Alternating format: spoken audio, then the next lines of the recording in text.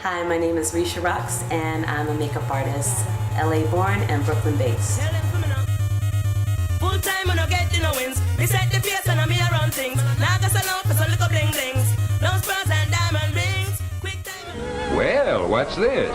Checking up? Working from diagrams? Following instructions? Absolutely. Scientific art of beauty. The latest from Loveliness Laboratories. Research to the rescue, helping Mary emphasize all the nice things in her very nice face, showing her how to minimize certain features, how to accent others. Them a saying, yeah, I don't know the score. Now me little tight jeans, me I'm at them more. It true, them a sell out the store.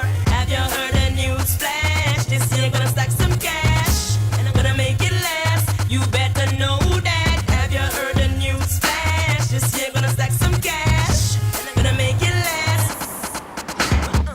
What's the thing? I'm pure Magdalena. Big shop in New York and Brooklyn. This one gon' flip them wing. Sing diggy ding, sing diggy ding.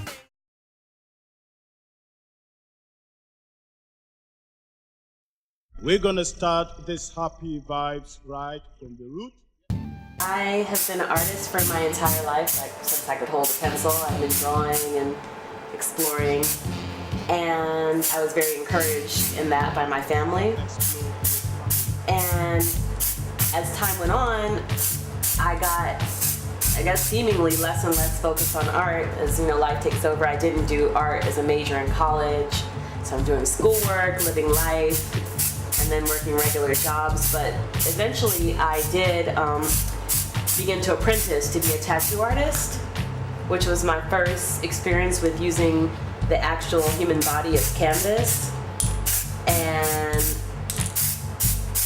a few years after that, my friend, who's a great singer, Nakomi, a Brooklyn-based singer and performer, asked me to do her makeup for her live show, and I agreed to do it, and it went well, so we kept doing that, and that's where I began as a makeup artist.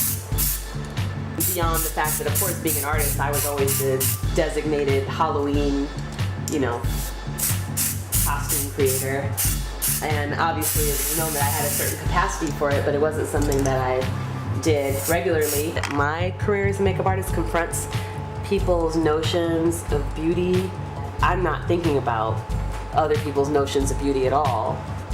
I'm not concerned with having the typical models. In fact, I enjoy working with atypical models, not because I'm consciously trying to confront anything, but because that's what I want, and I don't care what the status quo is. So I don't need my models to be a certain size, a certain skin color, or anything. And if anything, the more out of the norm it is, the better it works for me.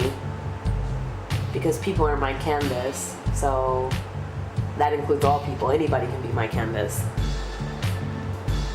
You don't have to be conventionally pretty. You definitely don't have to be small, because the more size your body has, the more space you're giving me to work with. Growing up, my experience of exposure to Eurocentric and mainstream beauty ideals, I would say in one sense it was extremely present, those ideas, in another sense it wasn't. And I say that because I'm from Los Angeles, and I think that any black girl from Los Angeles knows that it's not the most hospitable environment to being a black girl. And within my community, period, that there are definitely issues of definitely ascribing to Eurocentric ideals. And the thing that made it different for me is that my family doesn't think that way. So I was never exposed to attitudes that lighter is better, or this kind of hair is better, or that kind of hair is better. I wasn't exposed to that within my household. Well, I think makeup is generally viewed as an industry totally dealing with beauty, and it's a packaged beauty, but I really approach my career more as an artist, so I don't feel like the conventional notions of what beauty is have any, I wouldn't say they have no relevance, but they have definitely a significantly lowered relevance to my career. Well, art is a self-reflection, so automatically I don't fit the standardly conceived norms of beauty. It's not what's interesting to me. It's not what I've seen growing up. Well, outside, it's not what I've seen in my personal life. And I don't feel any need to conform to that. I have always had an interest in, you know, my own cultural background, as well as all of the cultural backgrounds around me, everything I grew up experiencing. Makeup has a lot of power to redefine beauty. First, by the fact that it is automatically associated with beauty, but as with many things, people approach it with a limited concept,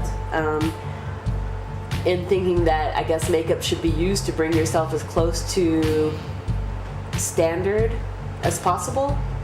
And that's definitely what you'll learn in makeup texts and in school. I mean, I didn't go to makeup school, but I'm aware of what, you know, certain aspects of the curriculum are.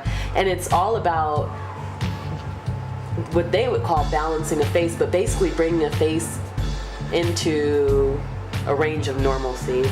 So if someone has a different kind of eye or a different kind of nose, it's about getting rid of these differences. I do things like wear blue and green lipstick, right?